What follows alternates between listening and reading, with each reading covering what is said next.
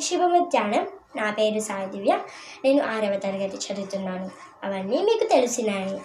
ఇప్పుడు ఈరోజు ఈ క్షణం 6వ పాఠం 6వ తరగతి పోతన బాల్యం కవి పరిచయం చెప్పబోతున్నాను ఈ వీడియోలో. 6వ పాఠం పోతన బాల్యం కవి డాక్టర్ వానమాములై వరదాచార్యులు. కవి పరిచయం. 20వ శతాబ్దపు మహాకవుల్లో ప్రముఖుడు డాక్టర్ వానమాములై వరదాచార్యులు. ఈయన వరంగల్ జిల్లాలోని వడికొండ గ్రామంలో జన్మించాడు. ఆదిలాబాద్, చెన్నూరులో స్థిర నివాసం ఏర్పరచుకున్నాడు. అభినవ పోతన, అభినవ కాళిదాసు, మధుర కవి చక్రవర్తి మొదలైన బిరుదులు పొందిన ఈయన సంస్కృతం, తెలుగు, ఆంగ్ల భాషలలో చక్కని పాండిత్యం కలవాడు.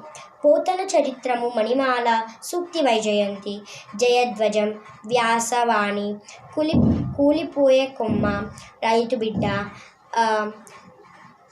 బుర్రకథలు సంపుటి మొదలైన గ్రంథాలు రచించాడు. ఆంధ్రప్రదేశ్ సాహిత్య అకాడమీ పురస్కారం, వారణాసి వారి విద్యా వాచస్పతి మొదలైన పురస్కారాలు అందుకున్నాడు. ఈయన క్రీస్తు 16 8వ నెల 1900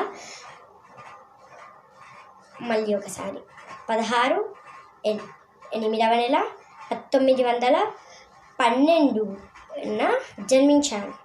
30/10/1984న మరణించారు. ధన్యవాదములు.